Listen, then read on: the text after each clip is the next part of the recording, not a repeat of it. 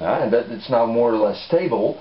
And the Bible mentions this also, because you can also imagine that rotating around the sun, this represents the sun for a moment, that all of a sudden in that wobbling, that the days may have been a little bit different, shortened and elongated at certain times.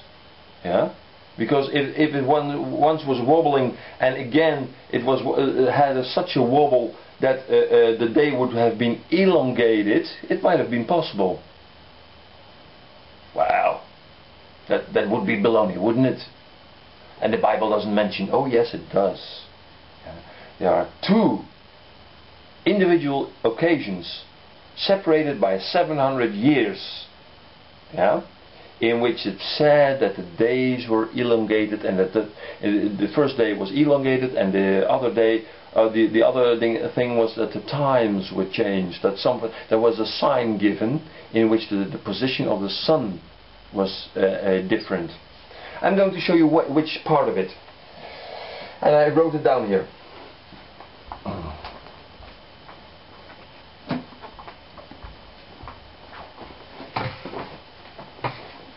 Okay, the first I'm going to read is Joshua 10, verse 12 to 14. And remember, this is about 1400 years before Christ. So that's about 3,400 years ago. The second occasion is approximately 700 years before Christ. Before Christ. And that's mentioned in 2 Kings chapter 20, verse 1 to 11. Okay, what happened there?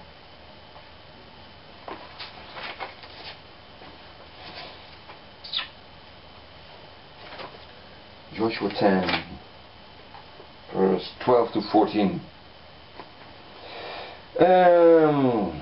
Okay, Joshua entered Israel. They conquered Israel and so on. And then he came and he had to fight the Amorites. Then spake Joshua to the Lord in the day when the Lord delivered up the Amorites before the children of Israel, and he said in the sight of Israel, Sun, stand thou still upon Gibeon, and thou moon in the valley of Ayalon. So we have exact positioning in that time, about 1400 years before Christ. The sun stood still over Gibeon, and the moon stood still in the valley of Ayalon. Verse 13, and the sun stood still. Mark that from the viewpoint where Joshua was standing at the time, the sun stood still. He was standing on the earth. So for his observation, the sun could have stand still based on this wobbling of the earth's rotation thing, after a flood.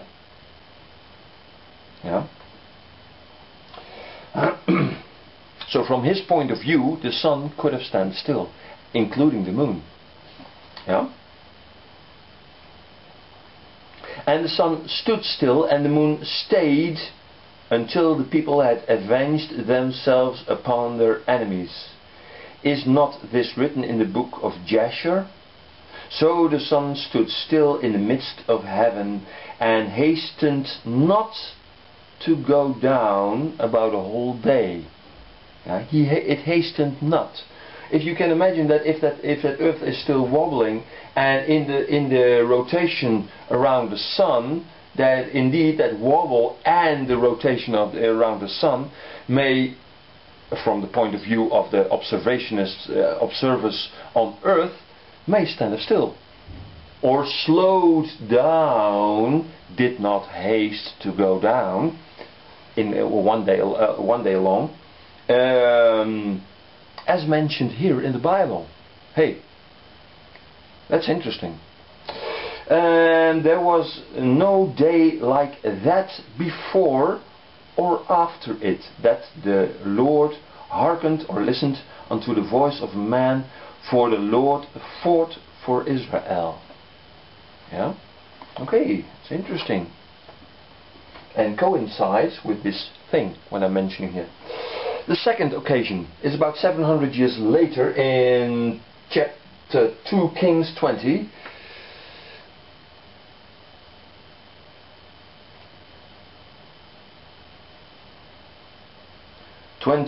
Verse 1 to 11.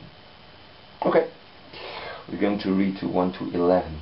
In those days, it's about Hezekiah, was Hezekiah sick unto death, and the prophet Isaiah, the son of Amos, came to him and said unto him, Thus saith the Lord, set thy house in order, for thou shalt die and not live. Then he returned his face to the wall and prayed unto the Lord, saying, I beseech thee, O Lord, remember now how I have walked before thee in truth and with a perfect heart, and have done what which is good in thy sight. And Hezekiah wept sore.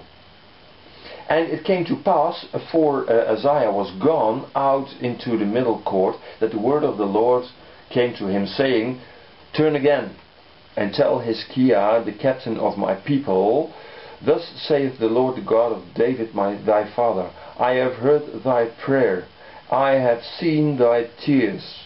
Behold, I will heal thee, and on the third day thou shalt go up unto the house of the Lord.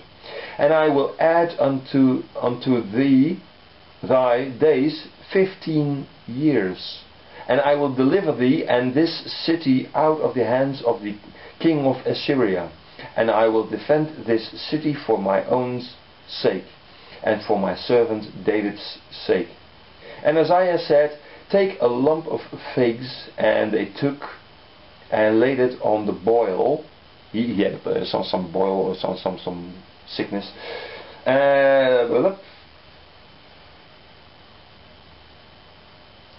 And they took and laid it on the boil, and he recovered. And Hezekiah said unto Isaiah, What shall be the sign that the Lord will heal me, and that I shall go up into the house of the Lord the third day? And Isaiah said, now it comes, This sign shall thou have of the Lord, that the Lord will do the thing that he hath spoken. Shall the shadow go forward 10 degrees, or go back 10 degrees? That's a strange sentence in the Bible. Shall the sun go forth or 10 degrees back? Yeah. And Hezekiah answered, It is a light thing for the shadow to go down 10 degrees, because it was going down anyhow, apparently. So, going back was harder. Nay, but let the shadow return back 10 degrees. Yeah. It's a light thing for the shadow to go down 10 degrees. Nay, but let the shadow return back 10 degrees. And Isaiah the prophet cried unto the Lord, and he brought the shadow 10 degrees backwards, by which it has gone down in the dial of Asa. Yeah? Dial. In the Dutch version it says some tower. I'll take the Dutch version as well. Un momente. Un momente. You see, I speak a little Italian. That's almost all I speak in Italian. Even though I can read from an Italian Bible. That's another thing. 2 Kings chapter 20. I mean, maybe I will. I have Italian Bibles, so, but my Italian further on is lousy. Oh, here.